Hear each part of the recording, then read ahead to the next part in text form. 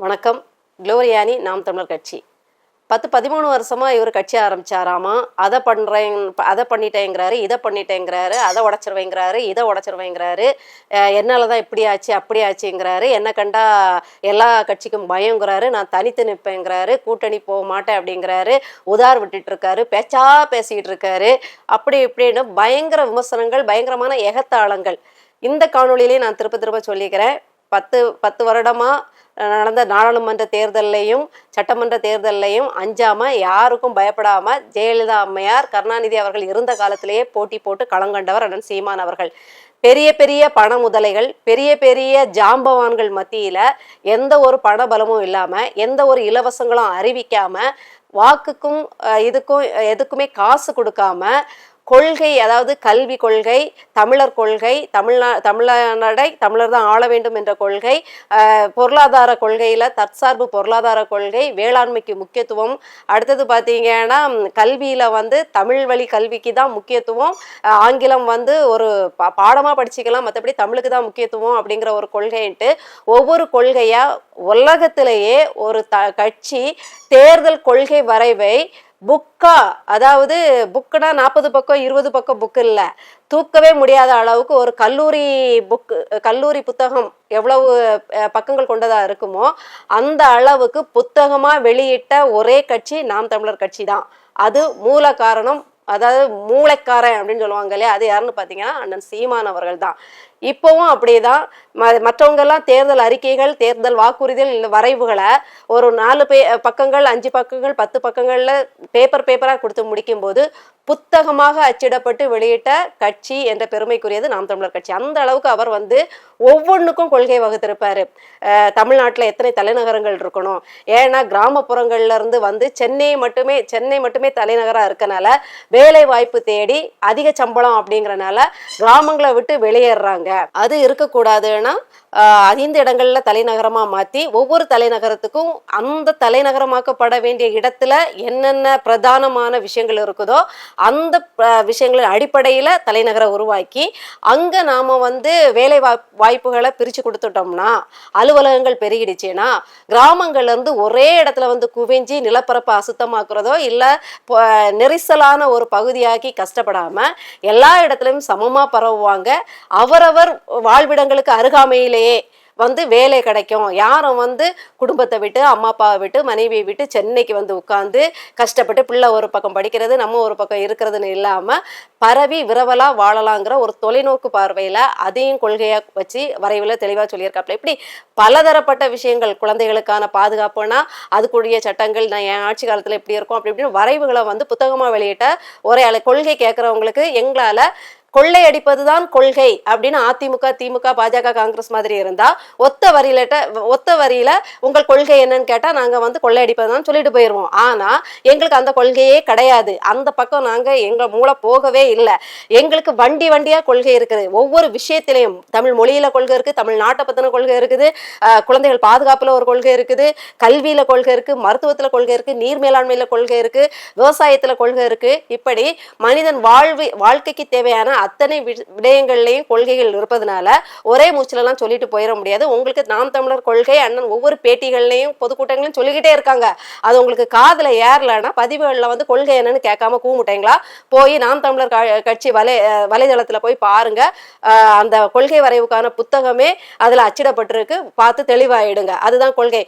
பல கனவு மக்களை எப்படியாவது மேம்படுத்தணுங்கிறதுக்காக அதாச்சும் இடுக்கு விடாம கொள்கை வரைஞ்சு வச்சிருக்காரு. அதை நீங்க ஒரே வார்த்தையில, நீங்க கேட்கிற பதிவுல ஒரே வார்த்தையில கொள்ளையடிப்பதுதான் கொள்கைன்னு சொல்லிட்டு போற ஆட்கள் நாங்க இல்லாததுனால அது வண்டியா இருக்கு, போய் பார்த்து தெரிஞ்சுக்கோங்க. அதே மாதிரி ஜெயிக்காதவங்களும் எங்களை பத்தி பேசுறாங்க அப்படின்ட்டு தாவேக்கா வேற, அது எங்க மக்கள் மன்றத்துக்கு போயிருந்தோம். மக்கள் மன்றத்தில் பேசுகிறாங்க, தவக்கலை கட்சியோ சார்பாக பேசுகிறவங்க, இன்னும் ஜெயிக்காதவங்களாம் எங்களை பார்த்து நக்கல் அடிக்கிறது தான் சிறப்பு அப்படிங்கிற மாதிரி சொன்னாங்க. ஜெயிக்கலை, முதல்வராக ஜெயிக்கிறதுக்கு இன்னும் கொஞ்சம் தான் நேரம். ஆனால் ஏற்கனவே 6-7 கவுன்சிலர் ஜெயிச்சிருக்காங்க. நீங்கள் 150 இடத்துலையோ 100 இடத்துலையோ நாங்கள் ஜெயிச்சோம் கவுன்சிலரான்னு சொல்கிறீங்க. அதில் யாரும் விஜய் கட்சிகள் கிடையாது. விஜய் கட்சி ஆதரவாளர்கள் அவங்கள போய் ஆதரிச்சாங்க. விஜய் கட்சி அப்ப கிடையாது, விஜய் ரசிக மன்ற பிரமுகர்கள் அந்தந்த கவுன்சிலரை போய் ஆதரிச்சனால அவங்க வெற்றி பெற்ற உடனே நாங்க ஆதரிச்சனால தான் வெற்றி அப்படின்னு நீங்க வந்து சொல்லிட்டு இருக்கீங்களே தவிர, விஜய் கட்சியாளர்கள் யாரும் அங்க போய், ஏன்னா அப்ப கட்சியே ஆரம்பிக்கல அவரு, பிறகு எப்படி விஜய் கட்சிக்காரங்க தான் இது பண்ணாங்க ஜெயிச்சாங்கன்னு நீங்க பொய்யா புழுகுவீங்க? இது இன்னொரு திமுக, நான் தான் சொல்றேன்ல, இது இன்னொரு பாஜக திமுக அதிமுகவோட மொத்த கூட்டுக்கலவை. இந்த காங்கிரஸ் திமுக அதிமுக பாஜக நாளே நீங்க ஒரு மிக்சியில போட்டு அடிச்சீங்கன்னா வர்றதுதான் இந்த தாவேக்கா. இந்த 4 பேர், இந்த 4 நீங்க தனித்தனியா கையாளவே உங்களை முடியல, இந்த 4ஐயும் மாத்தி மாத்தி அரசாள வச்சாலே நம்மளால தாங்க முடியல. நம்ம நாடு இப்படி கொள்ளை போகுது, நம்ம செத்து சுண்ணாம்பாயிட்டு இருக்கோம். இந்த 4ம் சேர்ந்தாப்புல ஒண்ணு தாவேக்கா வந்தா என்ன ஆகுங்கிறத நீங்களே முடிவு பண்ணிடுங்க. 4ம் சேர்ந்ததுதான் தாவேக்கா.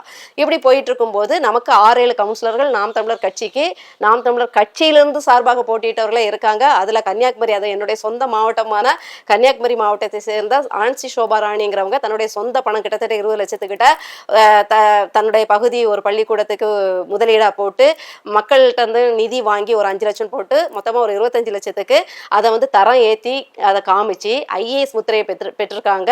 அதற்காக அன்பில் மகேஷ் பொய்மொழி இருக்கார் இல்லையா, இல்ல பொய்யாமொழி இருக்கார் இல்லையா, அவர் கையால விருதும் வாங்கியிருக்காங்க. இன்னும் மற்ற கவுன்சிலர்கள்லாம் சும்மா மற்ற திமுக அதிமுக மாதிரி தின்னுட்டுலாம் போகல, சம்பளத்தை வாங்கிட்டு அவங்களுக்கு ஏற்ற வகையில அவங்களால முடிஞ்ச வேலைகளை செஞ்சுட்டு இருக்காங்க. டாஸ்மாக்கு எதிராக போராடுறது, மக்கள் பிரச்சனைக்காக நிற்கிறது, ஆர்ப்பாட்டம் பண்றது, அதுக்கான ஒரு கவுன்சிலரா அதுக்கு என்னென்ன நடவடிக்கை எடுக்க முடியுமோ மனு கொடுக்கறது. ஏன்னா இப்ப கவுன்சிலர் கொடுத்தா, நாம் தமிழர் கட்சி கவுன்சிலர் மனு கொடுத்தா அதெல்லாம் எடுபடாது. ஆனா அவங்க அந்த வேலையை செஞ்சுட்டு தான் இருக்காங்க.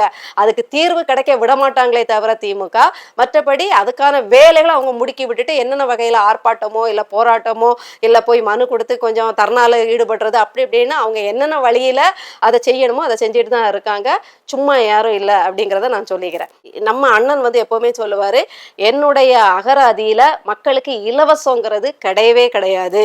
நான் வந்து ஒரு இலவசங்கிற ஒரு கவர்ச்சிக்கார ஒரு திட்டத்தை கொடுத்து அவன்கிட்ட முழுசா வாங்கி பறிச்சு வைக்கிற எண்ணம்ங்கிற கிடையாது. என் ஆட்சியில நீ எல்லாத்தையுமே ஈஸியா அனுபவிக்கிற வகையில எல்லாத்தையும் நான் செஞ்சிருவேன்.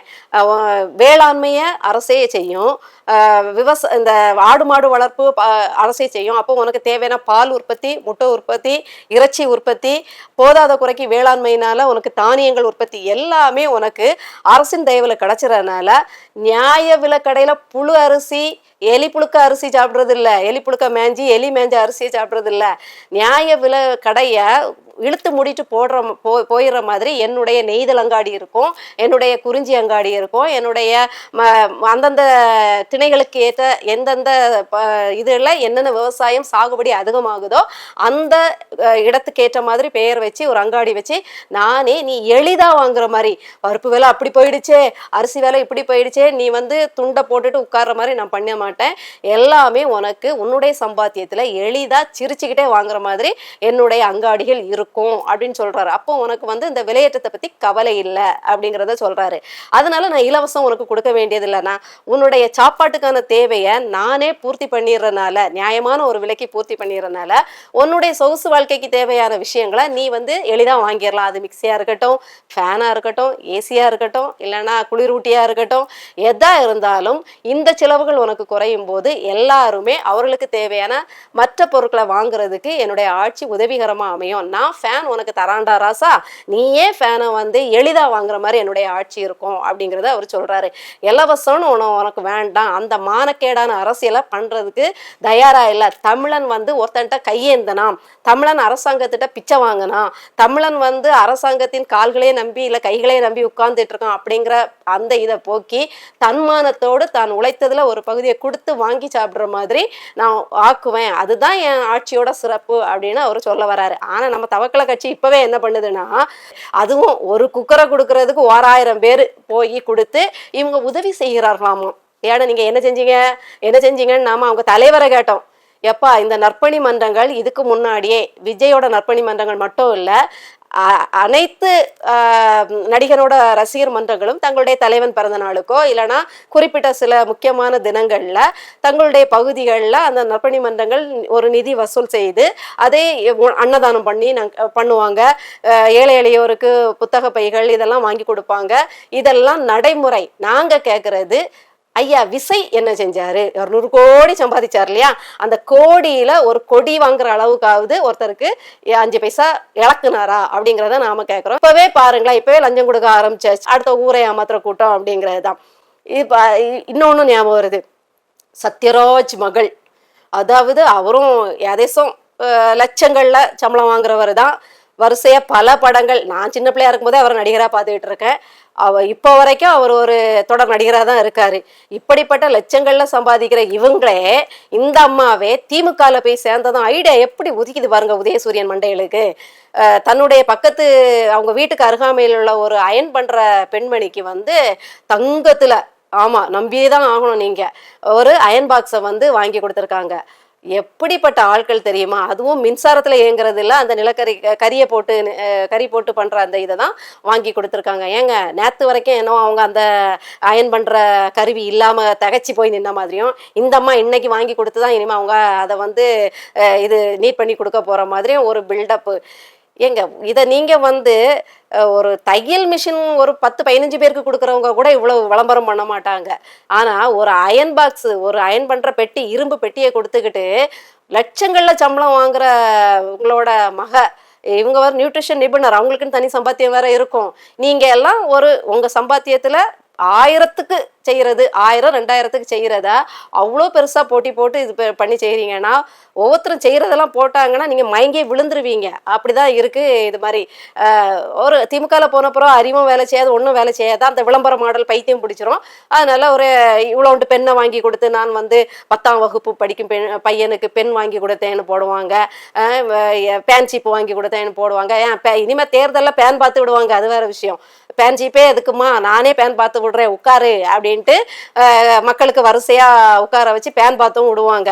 அப்படிப்பட்ட திமுக கட்சியில தான் இந்த அம்மா சேர்ந்துருக்கு. அப்ப புத்தி அப்படிதான் வேலை செய்யும். இப்படி அரசாட்சிக்கு, அரசியலுக்கு கால் வச்ச உடனேயே மக்களை எப்படி மயக்கணும். இப்போ ஒரு ரசிக கவர்ச்சியில இருக்கு. இப்போ கரூர் சம்பவம் ஒரு எதிர்மறை எண்ணங்களை மக்களுக்கு கொடுத்துருக்கு. அப்ப இதெல்லாம் போக்கணும்னா மக்களுக்கு ஏதோ உதவி செய்யற மாதிரி இப்படி பண்ணணும். அப்படிங்கும் போது நாம் தமிழர் கட்சி என்ன செய்யுதுங்கிறத சொல்லிடுறேன். இப்போ பார்த்தீங்கன்னா நீலகிரியில் மசினம்பட்டி அப்படிங்கிற ஊரில் அந்த தொழிலாளர் குடியிருப்பு இருக்குது. அந்த தொழிலாளர் குடியிருப்பில் 40 வருடங்களாக மின் வசதி இல்லை. அரிக்கன் விளக்குல அந்த நாம இப்போ உள்ள பிள்ளைகளுக்கெல்லாம் அந்த அரிக்கன் விளக்கு இல்லை மண்ணெண்ணெய் ஊற்றி எங்கள் வீட்டில் ஊரில் சிம்னி விளக்கும்பாங்க.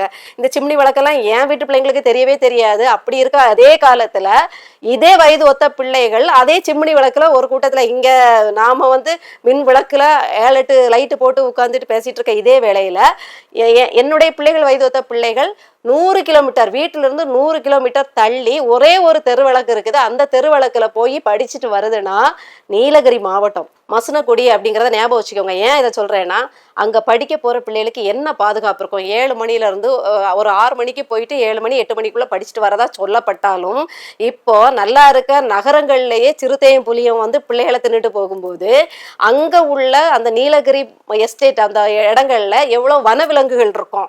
முள்ளம்பண்ணி கூட காயப்படுத்தி கடிச்சு வச்சுட்டு போயிடும், இல்லை தின்னு பிச்சு பிடுங்கி போட்டு போயிருமே. இப்படிப்பட்ட நேரத்தில் அம்மா அப்பாக்கள் எவ்வளோ பாதுகாப்பா எப்படிதான் போக முடியும்? எனக்கு எனக்கு யோசிச்சு பார்க்கும்போது, இது பத்திரிகையில வாசிக்கும் போது 40 வருஷமா இப்படியா இருக்காங்க படிக்கிற பிள்ளைகளுக்காக. யோசிச்சு பாருங்க, வனவிலங்குகள் இருந்து பாதுகாக்கணும், இதுல எவனும் குடிகார குப்பையும் சுப்பையும் வந்தாம்னா அவன் கையில இருந்து பிள்ளைகளை பாதுகாக்கணும். நம்ம பிள்ளைங்களாம் எவ்வளோ வசதியா உட்காந்துக்கிட்டு படிச்சுக்கிட்டு, இந்த லைட்டு இவ்வளோ லைட் இருந்தாலும் புக்கை தூக்கி படிக்க மாட்டேங்குது. இப்படிப்பட்ட பிள்ளைகள் மத்தியில அதுக தெருவிளக்க தேடி போய் வீட்டுக்கு முன்னாடி இருந்தா கூட பரவாயில்ல, அப்படின்னாலுமே அது பயம்தான். இப்படிப்பட்ட நேரத்துல இரவு நேரத்துல போயிட்டு வாராங்கன்னா எவ்வளவு கொடுமையான. இதுதான் திராவிட ஆட்சி, இதுதான் திமுக செஞ்ச சாதனை, இதுதான் அதிமுக செஞ்ச சாதனை. மக்கள் மன்றத்துல வந்து கூசாம நாங்க அந்த நில வாரியம் அமைச்சோம், இப்படி ஒரு சட்டம் போட்டோம், அப்படி சட்டம் போட்டோம், இப்படி சட்டமா பெத்து போட்டோம் அப்படின்னு சொல்றீங்களே. இந்த நீலகிரி மாவட்டத்துல இதுக்கு இப்போ இருக்கக்கூடிய இதுக்கு என்ன பதில்? 40 வருஷமா 50 வருஷம் பாரம்பரியத்துக்கு 40 வருஷமா ஒரு கிராமமே ஒரு குடியிருப்பு, தொழிலாளர் குடியிருப்புனா அங்க தேயிலை தோட்டத்திலேயோ இல்லை ஏதாவது ஒரு இதுல வேலை பார்க்குறவங்களோட கூட்டம் தான் அது. அவங்களுக்கு உங்களால இந்த மின்சார வசதியை செஞ்சு கொடுக்க முடியலைன்னா என்ன இதுக்கு நீங்க வந்து பெருமை பீத்திட்டு தெரியுறீங்க அப்படின்னு எனக்கு தெரியல. இதுதான் உங்க சாதனையிலையும் வருது. இதை அறிஞ்ச அந்த கூடலூர் மாவட்ட நாம் தமிழர் கட்சி வேட்பாளர் கார்த்திக் அப்படிங்கிறவரு அந்த வீட்டுக்கு அந்த குடியிருப்புக்கு அருகாமையிலேயே தெரு வழக்க ஒண்ணு. ஏன்னா இப்போ இருக்க நாம் தமிழர் கட்சி அதிகாரத்துக்கு வரல, இங்க ஒன்றும் 4000 5,000 கோடி 10,000 கோடி நிதி ஒதுக்கப்படலை. இருக்கக்கூடிய வகையில் இப்போ இருக்கக்கூடிய அவங்கவுங்க பணத்தை போட்டு நிதி வசூலித்து இதை தான் செய்ய முடியும். பொதுவாக அந்த குடியிருப்புக்கு பக்கத்திலேயே ஒரு தெருவிளக்கை போட்டு கொடுத்து படிக்கிறதுக்கு ஏற்பாடு பண்ணியிருக்காங்க. அதிகாரத்துக்கு வரதுக்கு முன்னாடி தெருவுக்கு ஒரு விளக்குனா, அதிகாரத்துக்கு வந்தால் விடியல் யார் உண்மையிலே கொடுப்பாங்கிறத நீங்களே முடிவு பண்ணிக்கோங்க அப்படிங்கிறேன்.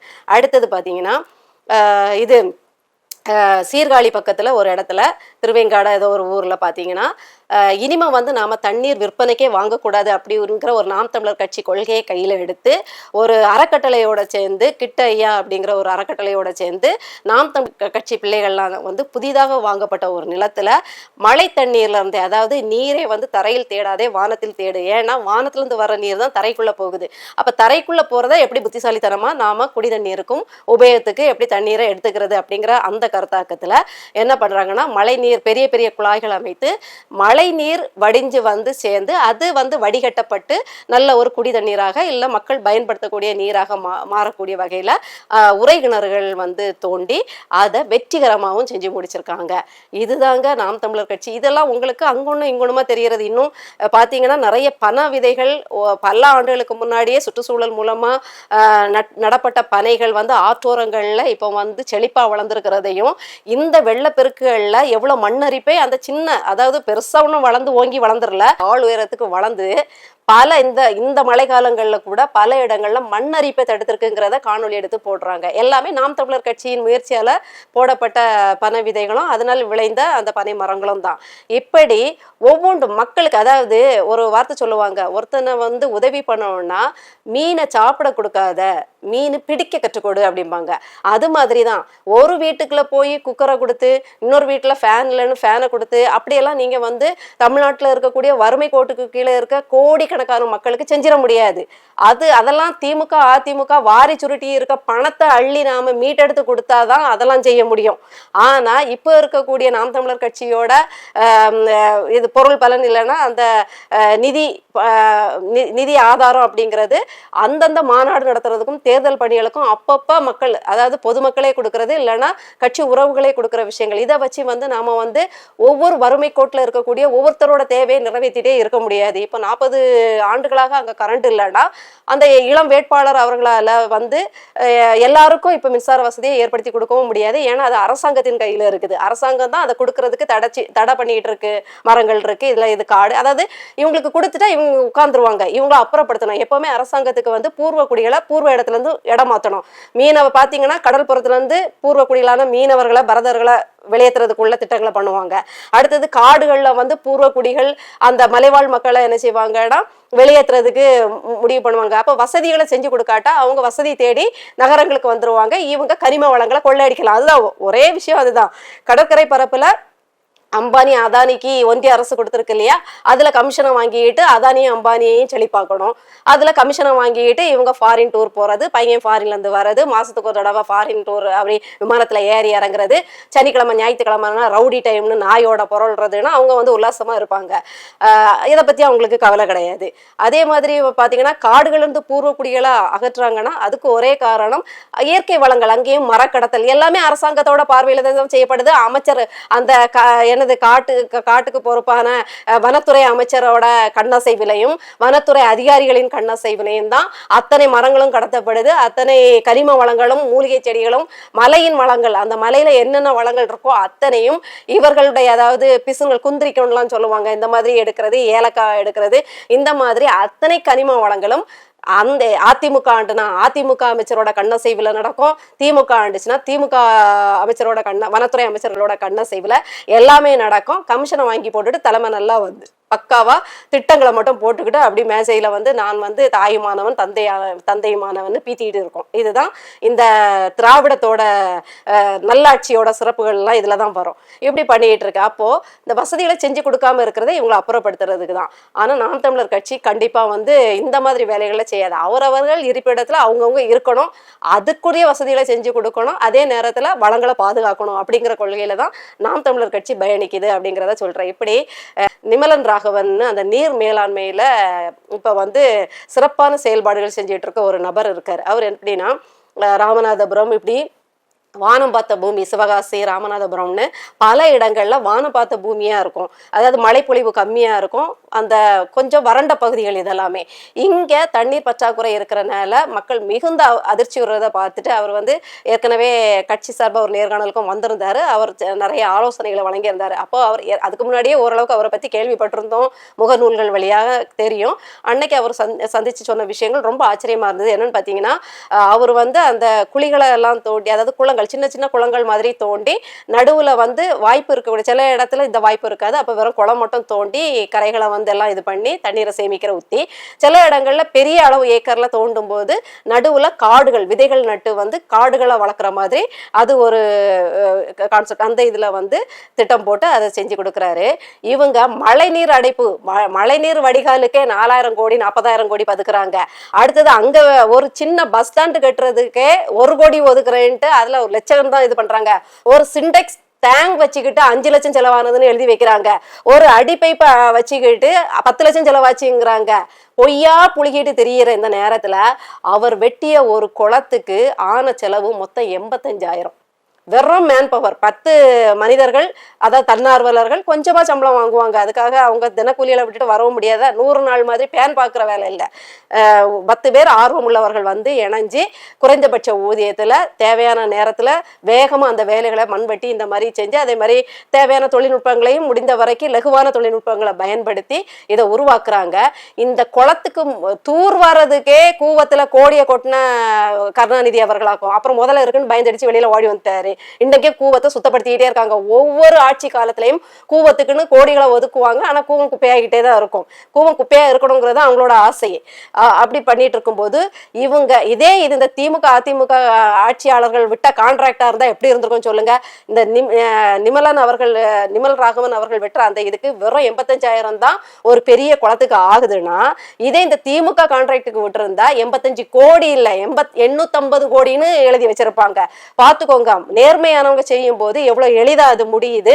லட்சங்களை கூட தொடலைங்க, 85,000 தான் இருக்கு. அப்படின்னா பாத்துக்கோங்க எவ்வளவு வஞ்சிக்கப்படுறீங்க, எவ்வளவு தூரம் உங்களை வந்து இவங்க திருடுறாங்க, எவ்வளவு பணங்களை 85 கோடி 80 கோடி 100 கோடி 40,000 கோடி 4,000 கோடி 800 கோடின்னு ஒதுக்கி அவங்க பாக்கெட்ல தான் போட்டிருக்கிறாங்களே தவிர உங்களுக்கு இங்க எதுவுமே கிடைக்கிறது இல்லைங்கிறத நான் இதுல சொல்ல வரேன். இந்த நிமல் ராகவன் அவர்கள் வந்து சொல்ற நீர் மேலாண்மை ரொம்ப எளிதானதா இருக்குது. அவர் இதை செய்யறதுனால லோக்கல் பொலிட்டிஷியனுக்கு வந்து கோவம் வருது. அதிமுக திமுக காரங்க 2 பேருமே வந்து சண்டை பிடிக்கிறாங்க. ஏன்னா இவங்க திட்டம் போட்டு பதுக்குற இந்த கோடிகள்லாம் கோடியில அவங்க திட்டம் போட்டாதான் ஒரு 5 லட்சத்தை இதுக்கு செலவழிச்சுக்கிட்டு மீதி 80 கோடி 85 கோடினா 5 லட்சத்தை செலவழிச்சுட்டு மீதி அத்தனை கோடி இவங்க பாக்கெட்ல போட்டுக்குவாங்க. இப்ப நிமலன் மாதிரி ஆட்கள் வந்து இதை செஞ்சிட்டாங்கன்னா எல்லாமே 1 லட்சத்துக்குள்ளேயே முடிஞ்சிருது. முடியும் போது இவங்களுக்கு இப்ப காசு பறியாது. நாளைக்கு இதே ஒரு திட்டமா கொண்டு வந்தா கூட இவங்களுக்கு வந்து இதுல வந்து கோடிகள் சம்பாதிக்க முடியாது. அப்படிங்கறனால ஒரே பிளாக்மெயில், லாரி ஏற்றி கொன்றுவேன்ட்டு ஒரு பயமுறுத்தல், அவருக்கு கொலை மிரட்டல், கொலை அச்சுறுத்தல், இன்னைக்கும் உயிருக்கு அச்சுறுத்தலோட தான் அவர் இந்த பணியை செஞ்சிட்டு இருக்காரு. அவரோட பணியின் சிறப்புக்கு அவருக்கு கிடைச்ச பரிசு என்னன்னா, கென்யாங்கிற மாதிரி ஆப்பிரிக்க பாலைவன பிரதேசத்துல அதன் அரசியல் பிரமுகர்கள் இவருடைய செயல்பாடுகளை அறிஞ்சு கூப்பிட்டு கென்யா நாட்டிற்கு ஒரு பெரிய குளங்கள் வெட்டக்கூடிய பொறுப்பை கொடுத்து அதையும் வெற்றிகரமா முடிச்சு கொடுத்து அங்க நீர் தேக்கம் அடுத்த மழை வரும்போது நீர் தேங்கி நின்று இப்ப பயன்படுறாங்க மக்கள். அந்த அளவுக்கு அவர் செஞ்சுட்டு வர்றாரு. அவர் ஒரு ஃபவுண்டேஷன் வந்து ஜனநாயகன், நம்ம கரூர் மக்களை கொன்னு பெணநாயகனான அந்த ஜனநாயகன் இல்ல, உண்மையிலே ஜனநாயகனாவே திகழ்கின்ற நிமல் ராகவன் அப்படிங்கிறவங்க ஜனநாயகன்கிற பேர்ல ஒரு ஃபவுண்டேஷன் நடத்துறாரு, அறக்கட்டளை.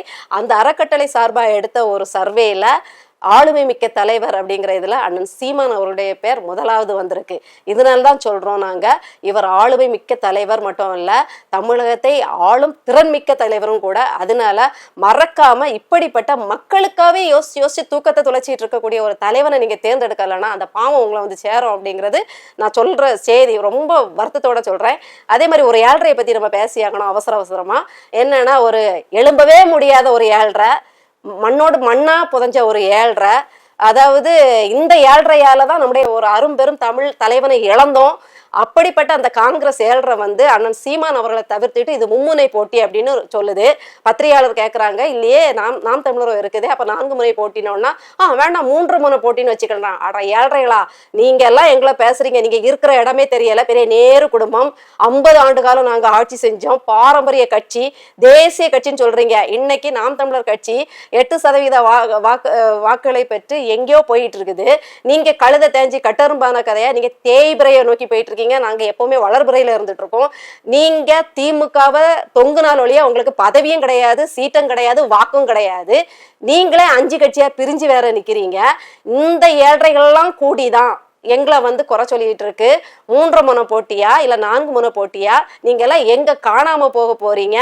தமிழர்களை கொன்று குவித்த சாபம், அவங்க செத்ததுல நீங்க வந்து சந்தோஷப்பட்ட வர்க்கங்களாச்சு இல்லையா? நீங்க நீட் தேர்வுக்கு உங்க அம்மா எங்க போய் வாதாடி அதை வந்து அமல்படுத்தினாங்க. இப்படி நீங்க வந்து பாஜகவை எதிர்க்கிற மாதிரியே எதிர்த்துட்டு பாஜகவுக்கு முன்னாடியே நாட்டை சுடுகாடாக்குறவங்க அப்படிங்கிறது திருப்பி திருப்பி நாம் தமிழர் கட்சி ஓங்கி மற்ற மக்களுக்கு நாங்கள் இதை சொல்லிட்டு தான் இருப்போம். இந்த ஏழ்றையோட பேச்செல்லாம் கேட்டு நாங்கள் வந்து சின்ன பின்னமாக போகிறது கிடையாது. ஏழ்றையெல்லாம் வீட்டில் போய் சும்மா உட்காந்துக்கோங்க. நாங்கள் மக்களுக்கான சேவையை மகத்தா செஞ்சு வெற்றி பெறுவோம்.